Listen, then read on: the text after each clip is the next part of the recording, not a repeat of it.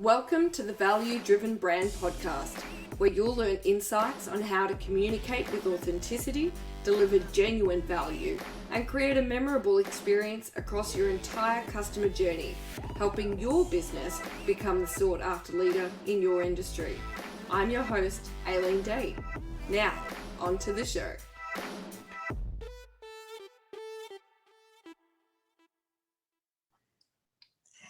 G'day everybody, and welcome back to another episode of the Value Driven Brand Podcast. I am your host, Aileen Day, and today I have got a special guest from across the ditch, far across the ditch. Actually, across the ditch would imply New Zealand. This is even further. This is another ditch again from the wonderful US of A. I have the wonderful Ryan Warriner with me.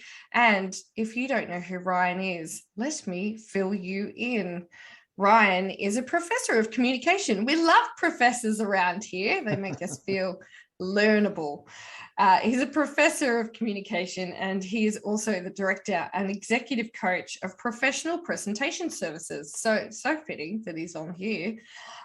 With over a decade of professional speaking experience and expertise, Ryan has mastered the art and, let's say, science of enhancing communication. Now, that is absolute music to my ears because, Ryan, so much of what I do comes down to communication, and it just is the foundation to so many solutions to our problems. So I love speaking to people who are all about communication.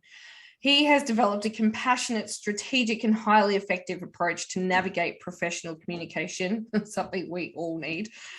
He believes in systematic skill development, well, systemic as well. Let's go with both. Development to improve confidence, optimize messaging, and enhance the overall delivery. Now, I said the US, but you're in Toronto, actually, aren't you? I didn't want to correct you, but yeah. Sorry, I had a moment. It's all right. I do USA and Canada, so we're good. Do you know the first time I ever met someone from Canada, and I think I was like 12, and I only heard their accent, and I said, "Are you from America?" And they were utterly offended. And that was in the early 90s. Imagine if I said that these days. They'd have a real reason to be offended. But this is where I'm getting confused because Ryan does work between the US, in California, and in Toronto, Canada as well. Oh, and the city lights of New York. So you are a man about town, if nothing else. And we are extra blessed because Ryan is also an author. I love speaking to authors. I am in the middle of writing a book myself. So I love nitpicking people's brains and understanding everything it takes to write a book. But he's the author of The Effective Presenter, the winning formula for professional presentations. And you can get that on Amazon. And we will talk about how you can also get the link to that to learn more about Ryan towards the end of the podcast. So with that bio in due, welcome to the Value Driven Brand, Ryan. Thank you so much for joining me. You're quite welcome. That was one of the warmest intros I've ever been given. So I feel I feel like it's a good reception here. Thank you. I'm passing the class. That's right. It's quite funny that and timely that you and I are actually catching up today, because not an hour and a half ago, I just signed up to a challenge called the 50 Speeches in 52 Weeks challenge. So I have just signed up to deliver 50 speaking engagements in the next 12 months. Someone might have suggested podcasting should be included. I don't know who.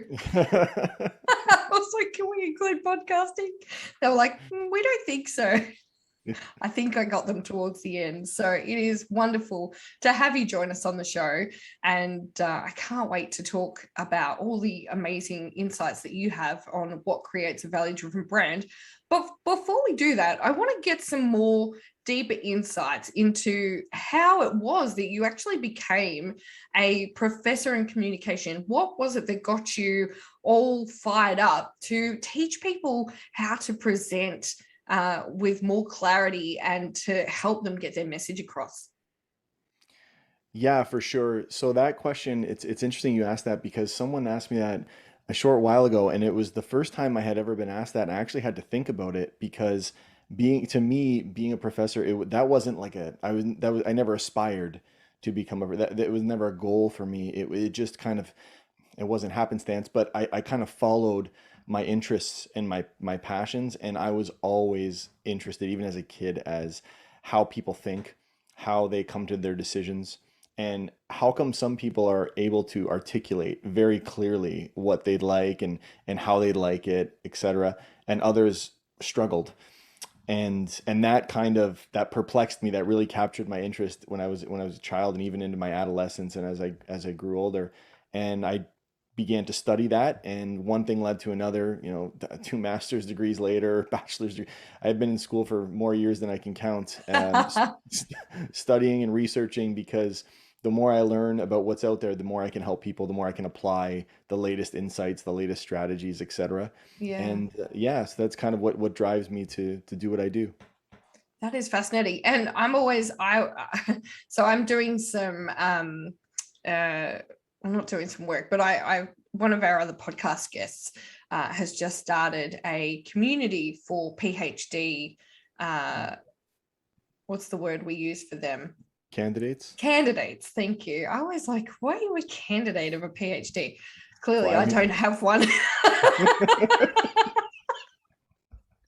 Maybe if I was on my way to getting one, I'd understand it more succinctly. But she has just created this wonderful community for PhD candidates. And it's interesting because although I don't have one, I certainly do know a number of people that have had them. And I'm always fascinated to learn what it is they do their PhD in. And some of them have become doctors in the academic world of doctorates for doing some of the most unusual and bizarre PhD thesis.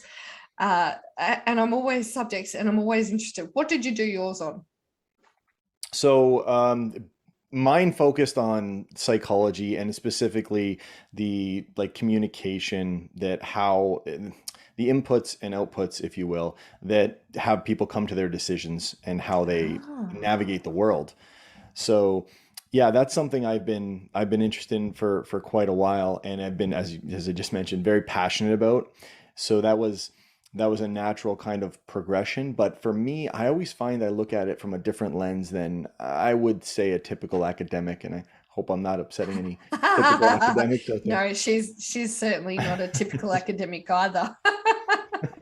I always I approach it thinking to myself, how could we apply this, whatever I'm learning, like how could we apply this to the real world? How will it translate?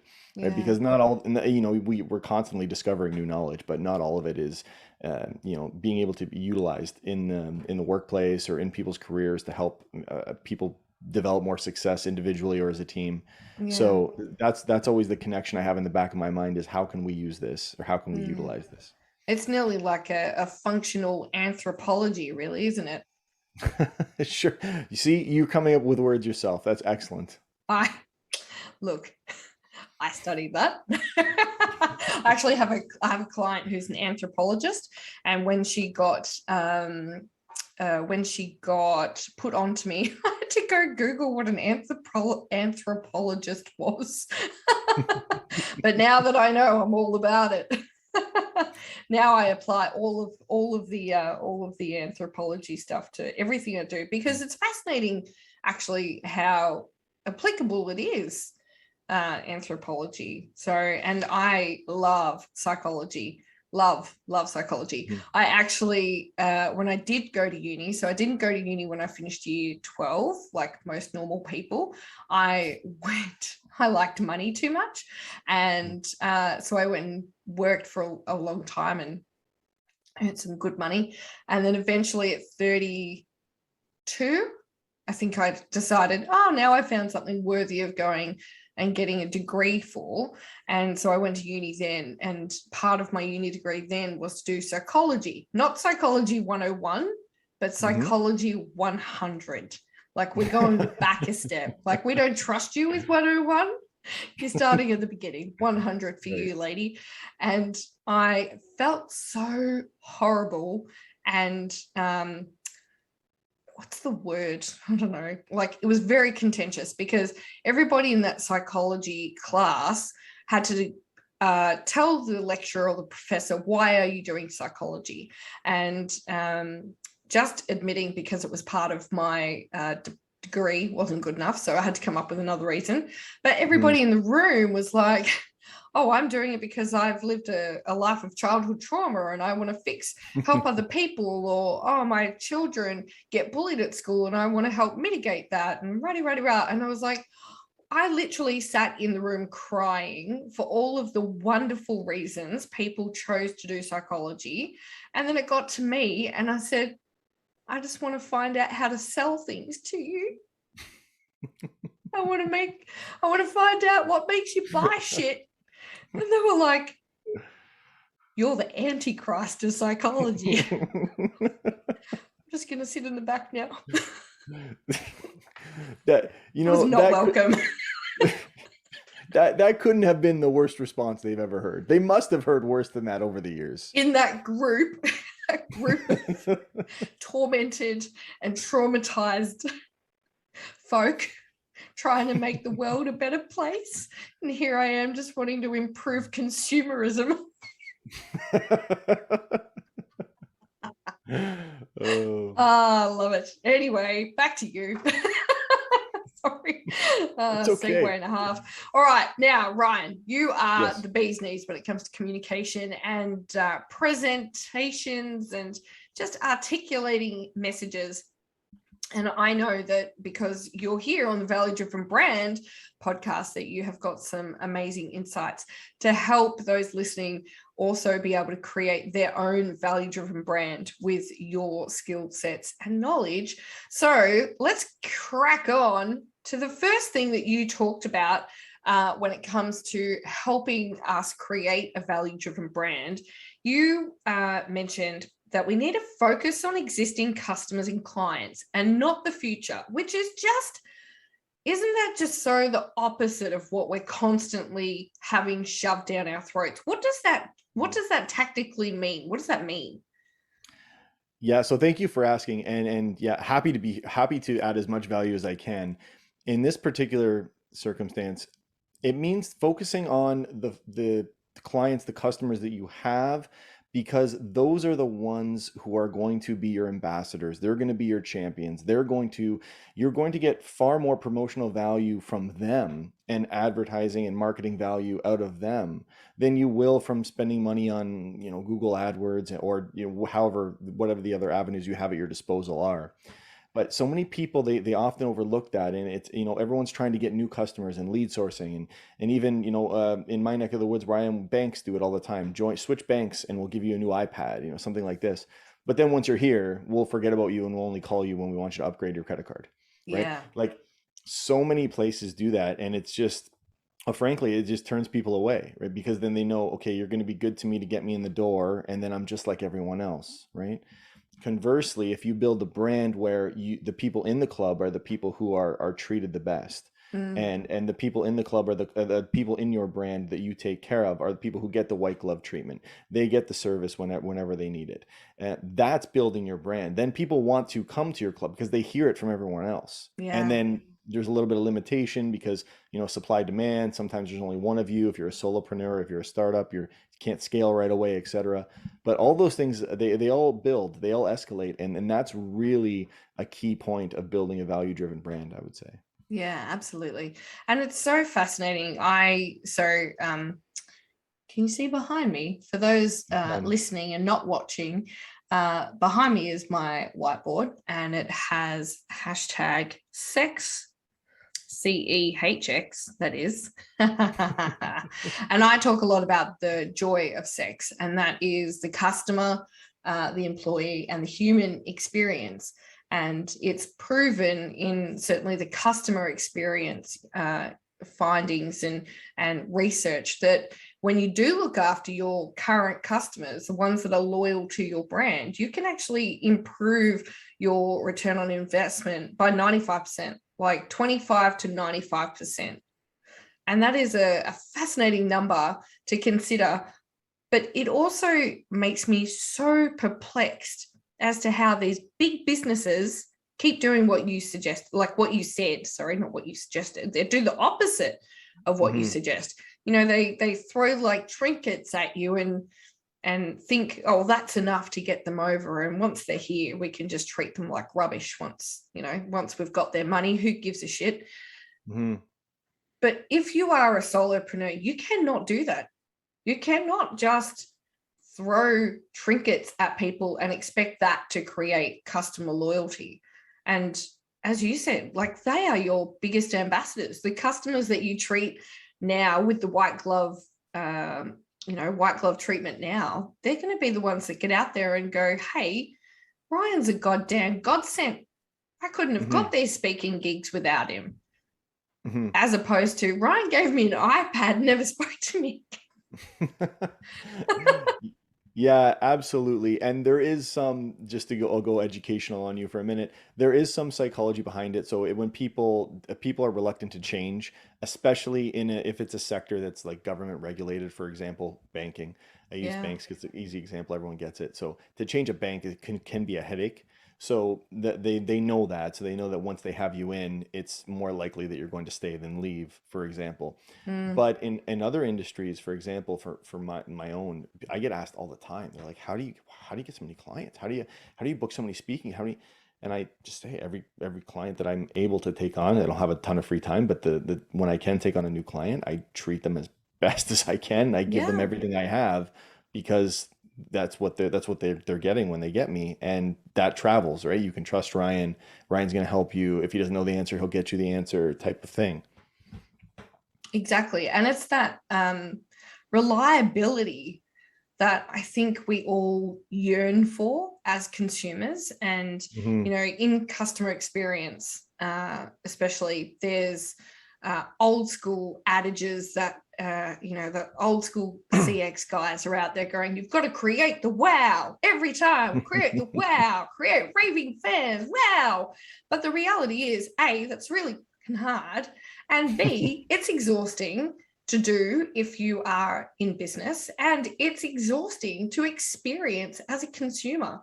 So I think what you're saying is you just have to, A, be yourself, start there, and B, just build that trust up with the people that you serve and treat them like my clients. People would think they're my friends and family. I have them over for dinner. I know their kids, right? And I interject myself into their life to the point where it's really hard for them to get rid of me. They're like, how are we going to break up with her?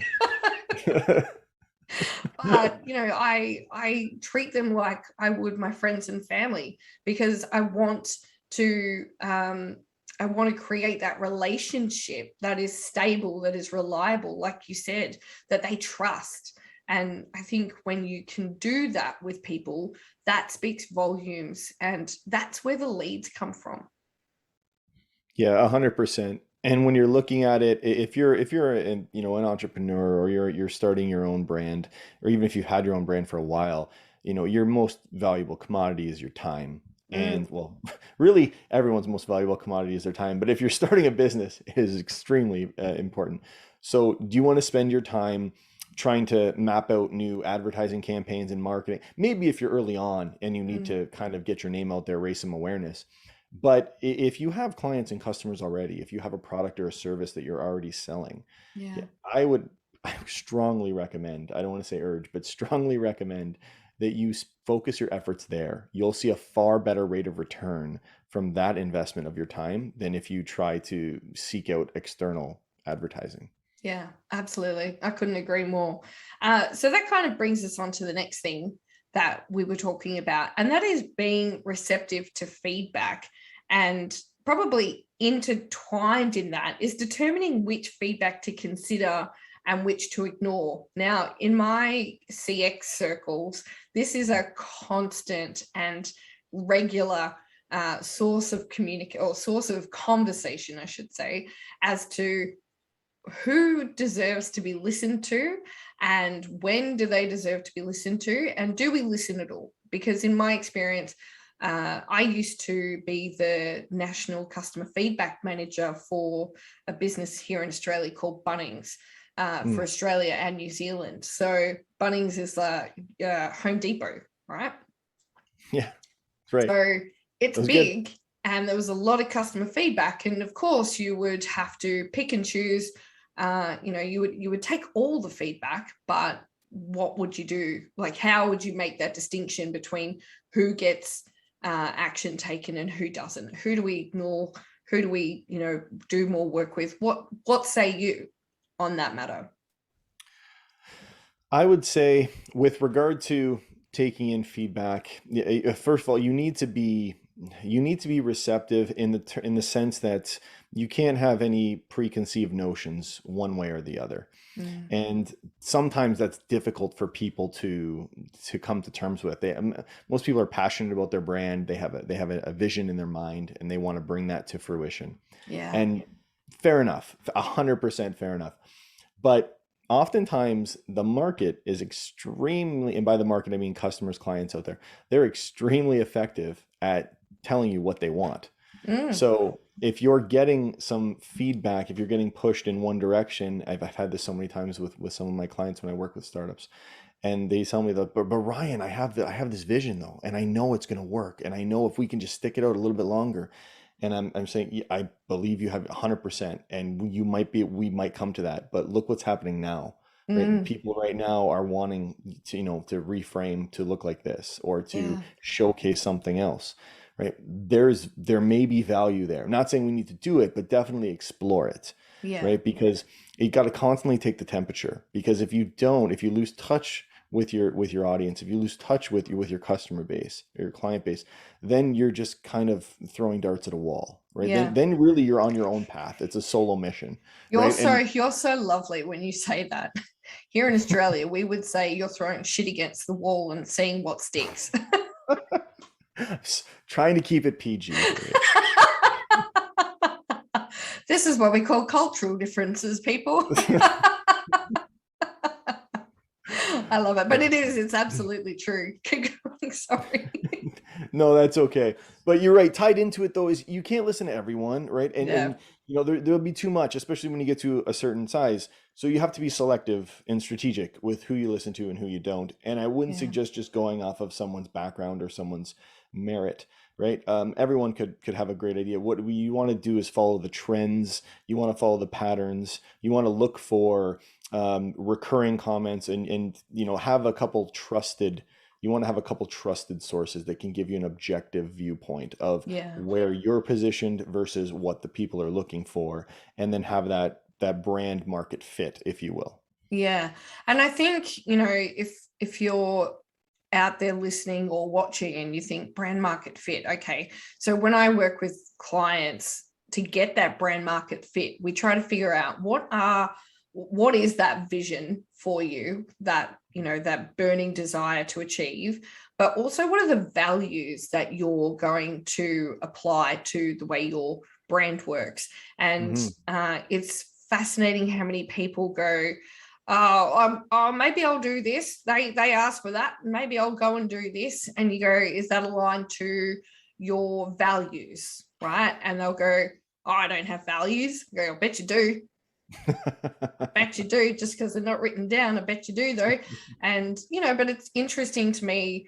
It's kind of one of the core foundations that I get my customers to all go and do, is to create those brand values for themselves so that they do have something to apply a decision against, right? Hmm. And also when you start to get to the point where you've got team, and those team are starting to apply their insights and feedback again. As a team, you can go, okay, well, where does this land us against our vision? Where does this land us against our values? Is it aligned? Okay, it's aligned, let's go do it. Great, it's going to Hmm. build our brand. If not, what's an example? Like changing what you do, changing what you sell, just because someone said, oh, I had a friend that ran a coffee shop, and they kept getting feedback saying, oh, we want you to start serving food. They didn't have the capacity to serve food. I was Hmm. like, is that aligned to what you're trying to do though? And they were like, oh, but that's what they want. And I said, sometimes I don't get what they want. Yes. Sometimes you have to just understand that that's not what you were made for. And okay, if that's where you want to take your business, then how are you going to change the model of your business to support it? Because ultimately, and very sadly, it didn't work. They couldn't support the model. They weren't set up to make it work. And purely because of feedback, they chose to listen to it when it wasn't aligned to what their values were. Yeah, absolutely. I mean, that's a great story. I feel like I'm interviewing you now. That's no, that's a great story, and it really does illustrate the point. You can't be all things to all people, and Yes. you must, if you're going to be successful, you must know that going in. And when I say know that, people sometimes give you lip service. Yeah, I know that, Ryan. Yeah, I know. But do you actually know? Because as soon as someone gives you feedback that's counter to what you want to do, Yeah. then all of a sudden it won't, you're not going to just cut it off and say, well, that doesn't matter because we weren't going after them anyways. Then it's like, but what if they want this though? And then what if they want that, right? And then next thing you know, instead of building a car, you have like a trailer or something with a big crane on it, and you're like, well, it's what they wanted. What, like four people out of whoever, right? So I can't tell you how many times that's happened where someone's like, I talked to someone today and they said I should do this, and I was like, Mm. okay, so we have 400 people in the survey that said this, and one person said something else, right? So are we giving everyone the same weight? There are a lot of factors to He who consider. yells loudest doesn't Yeah, necessarily deserve to be the one that we take action upon. well It's said. Well mm, said. yes, it's very interesting, and I think it also comes with a little bit of practice, and I think one of the things that I have got much better in as the longer I do business, the better I get is making mistakes. I get really good at making mistakes, but I used to think making a mistake was detrimental, Mhm. utterly detrimental. And now, I make a mistake and I profusely swear at myself, and but then I go, okay, what do I have to do to not do that again? Because that was bullshit, and we can't do that again. So I absolutely, instead of wallowing in the mistake that I made, listening to the wrong person or putting up the wrong type of content, or having someone be upset at me because I said fuck, who knows, right? uh, but then I kind of ascertain, okay, well, is that something I want to change? Yes, no, maybe, great. Then I've made the mistake, let's learn from it. And I think that is something that, as businesses, when you start to listen to other people and consume feedback, which it is so important that you do, but it Mhm. is going to be a practice game to understand, where you're going to get your wins from. But as Ryan said, if you are aligning them to your brand, then you're generally kind of on the right track. Yeah, absolutely. And sorry, as you were talking, my mind just sparked off just something else you said. It also, it takes some practice, but it is imperative that you are able to look at yourself objectively. And if you do fail, which you will, when you fail, we all fail, small fail every day. You don't dwell on it, right? You don't have it knock you out of commission for a day or two, right? It's just a step on the journey, and then Yeah. you're better served learning a lesson from it. Okay, what did I learn here? Okay, how can I correct that going forward? And then let's continue making the best use of our time and being productive.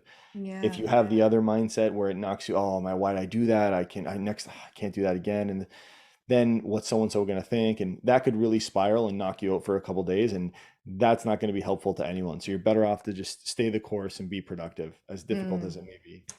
I have a side question. While we're talking about feedback and communication, Hmm. I I am fascinated with the models in which businesses are taught to communicate feedback or give feedback.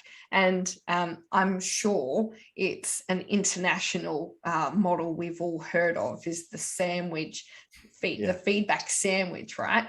And I think I read a little while ago that scientists like came out and said the feedback sandwich is the biggest load of bullshit. It doesn't work. It's not the best way to do it. But what's your take? What is a good way?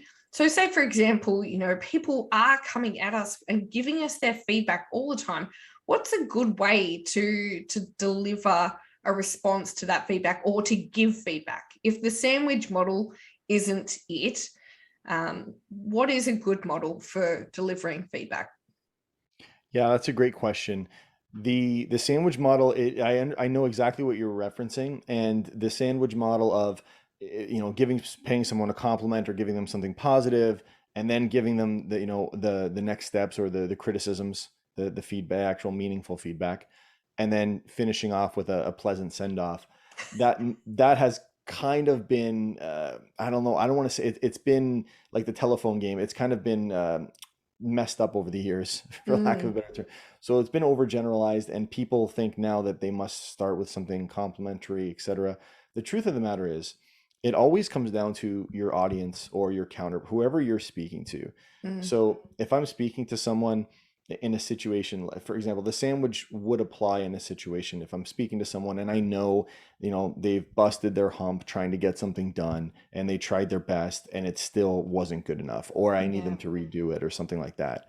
So in that case, if I were giving that feedback to that person, I would start by acknowledging. I would say, listen, I said, I have some feedback for you. And I would tell them, but the reason I'm giving you this feedback is because I know you worked so hard on it and I want you to get better.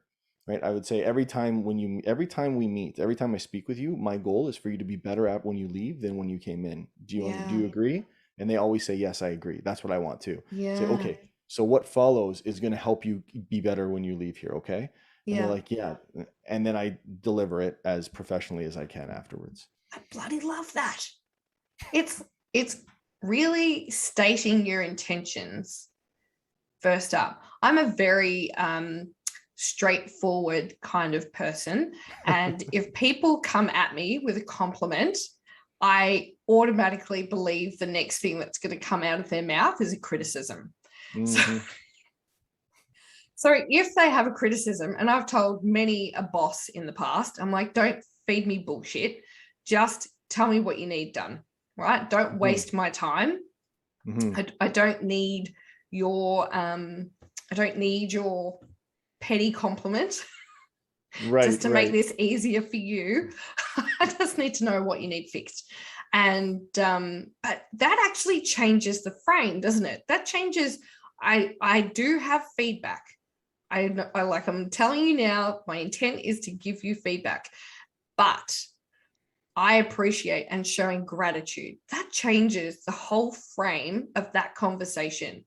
If somebody Hmm. came to me with, hey, Aileen, I've got some feedback, but I want to also recognize the effort you have put in has been immense and it's not gone unnoticed, that would actually change how I would receive the feedback. I think that is perfect. I love that. Thank you. No problem. Honestly, I like this pretty much what I do. 90% of my day, I do this, and I love it. It's the greatest thing in the world. I have the best job in the world.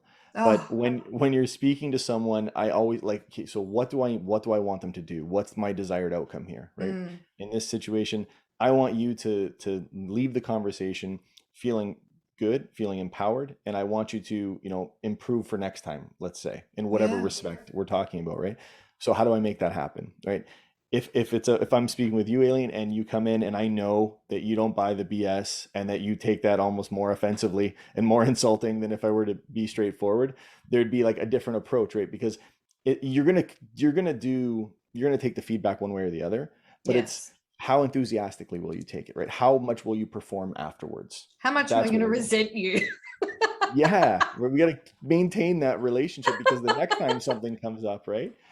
And then when the conversations happen around the corner, which they inevitably will, about Aileen, oh, Aileen gave me feedback the other day. And then what'll happen is people will be on your side, like, you know what, she gave me feedback too, but she actually, she's looking out for me. Yeah, Yeah. I think she's got the right idea, that, Yeah. and that's what you want happening behind that you don't see, but that's the residual effects. It really actually is a culture changer. Like that could change culture in an It does, yes. organization.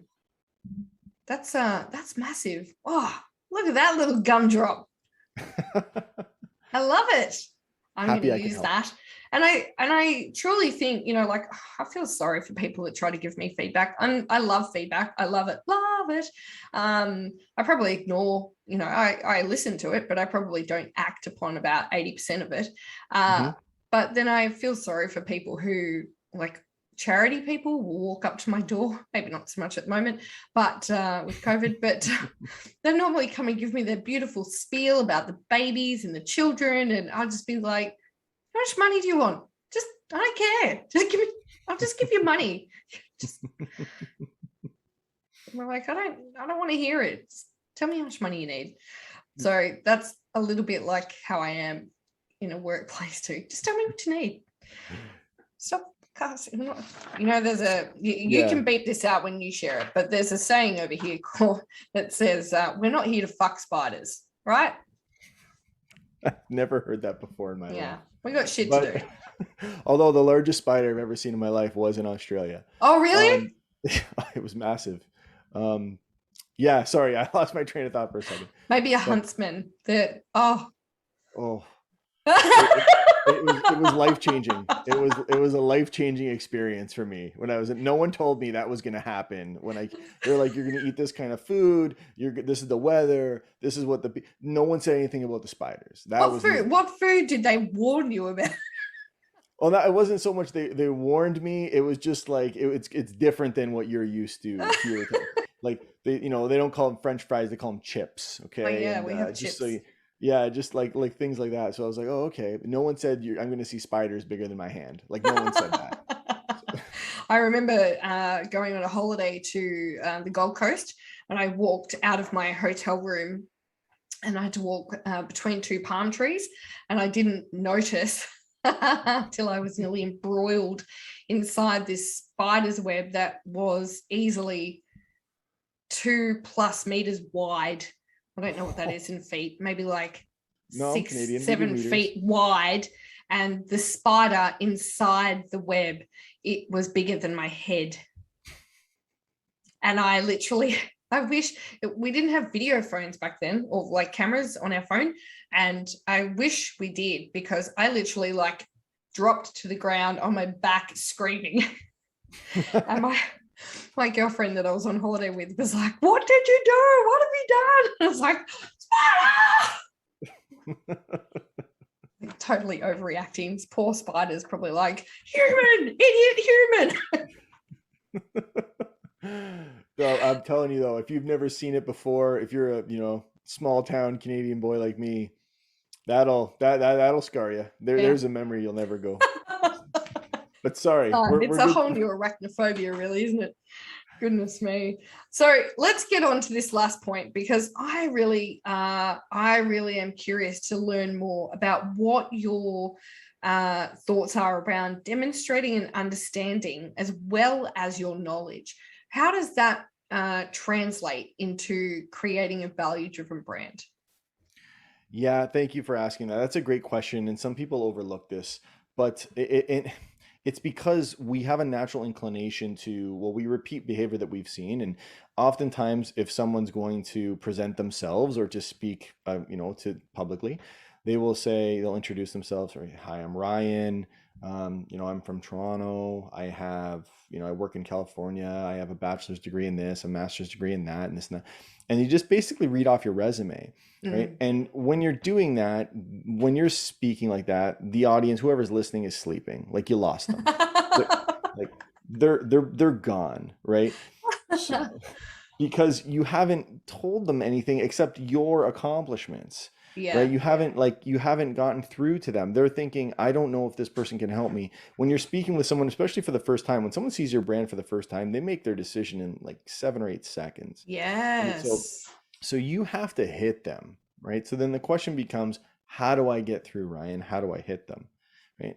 And you do that by demonstrating an understanding, right? Well, an understanding of what? You demonstrate an understanding of them, of what they're going through, of how they think, what thoughts are going through their head and why, right? And you demonstrate that to them and you articulate it, and then you have them. They're like, yeah, that is me. Or they're like, yes, I have considered that in the past, right? Where are you going with this? And you have their intrigue. And from Mm. there, then you can shift. Then you can, package whatever you want in it, right? Like, yeah, a friend of mine had an analogy. It's like sugarcoating a pill. I don't know if it's exactly like that, but but the way that I typically do it, yeah, I demonstrate an understanding. So for people who don't know me, who've never met me before, and Mm. if I were looking for, say, prospective clients to increase their own communication, I wouldn't read off my resume and say everything I've done and what I've accomplished. Yeah. I would tell them, I'd be like, I know what it's like to struggle to find the right words to express yourself. I feel the frustration, right? Are Yeah. you ever in a situation where you know what you want, but you can't get it because you don't know? You just get frustrated and you stop talking altogether, right? Mm. And then, how would you like to, be able to speak in any situation and navigate any new territory you find yourself in, and being confident that you can achieve whatever outcome you want, right? Usually, I don't say exactly that, something to that effect, depending on who I'm speaking to, but Yeah. usually that is a far greater impact than just reading off my resume, for example. Yeah, absolutely. I think that is such a wonderful point, because that is ultimately, again, we talk about the human experience. Uh, that means that you need to be able to relate to other humans, and just, using that left brain, like verbatim, here's what I do, here's what I've got a certificate in, and rah, that Hmm. doesn't actually help you relate to the humanness of the people that you're talking to. But I think being a little bit more creative and finding ways to resonate and align yourself to their experiences is freaking brilliant. Yeah, well, to be honest with you, I didn't come up with, so it's a Stephen Covey thing. He said, seek That first to guy. understand. Yeah, that guy. Seek first to understand, then to be understood. And he kind of, I mean, it's been well known in psychology for years, but a lot of times people just need to unload, or they need to talk, right? And then once they get their point out, they're Mm, far more receptive to whatever comes next. Some people feel it's a win if they're heard, right? yeah. But if I'm speaking to you, if it's just one way communication, then you don't have that opportunity to get through me, and I got to get to you still. All right. And Yeah. you have your, so how do I do that? Right. Well, I have to, instead of seeking to understand, I have to demonstrate that I understand. I have to preemptively, I have to be, proactive, think out, what are you going through? What would you like? What challenges are you facing? How can I add value to you? And then I need to package that to you, tell you before I give you anything else, or else it's not Yeah. going to work. Yeah, absolutely. I love that. And what an absolute banger to finish up on. Now, if any of this is resonating with you, which I am quite certain it will be, because I do speaking for a large part of my job, and I still have learned so many amazing things, and I would love to learn more. But if you are interested in learning more about improving your presentation skills or your speaking skills, and learning from the boss himself, you can, because when this podcast goes live on valuedrivenbrand.com/podcast series, you will have the ability to get in touch with Ryan and learn all about the ways that you can work with him, including he has a course that is available. Is that right, Ryan? You've got a course. Oh, I coaching do not. services. Sorry, he can coach you on doing all of those amazing things. And you too can be a wonderful speaker and so articulate like Ryan is. See, he's demonstrating his skills so finely, of course. But you can also find the link to Ryan's book as well. And that is The Effective Presenter, the winning formula for professional, helps if I say that word properly, for professional presentations, which, to be honest, more and more of us are having to do online presentations as well. And please don't underestimate how important it is to be able to find the right words and articulate yourself in those mediums, because, to be honest, every time I have had to do a virtual presentation, a lot of my speaking at the moment is virtually, it is really difficult.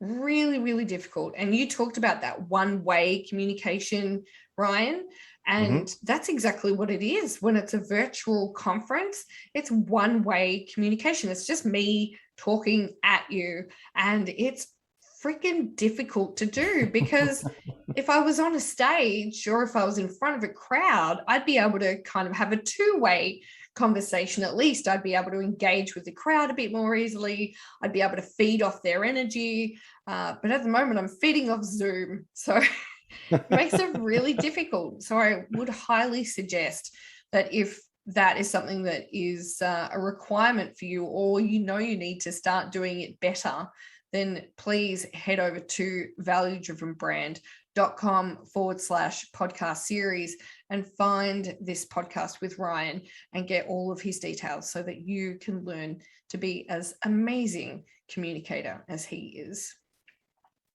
Ryan, I have to say thank you. I have, as I said, I have learned so many cool things, and especially, I agree so much with all of the feedback consensus, and just taking out that nugget around delivering feedback. That is going to be a game changer for so many of us, I'm sure of it.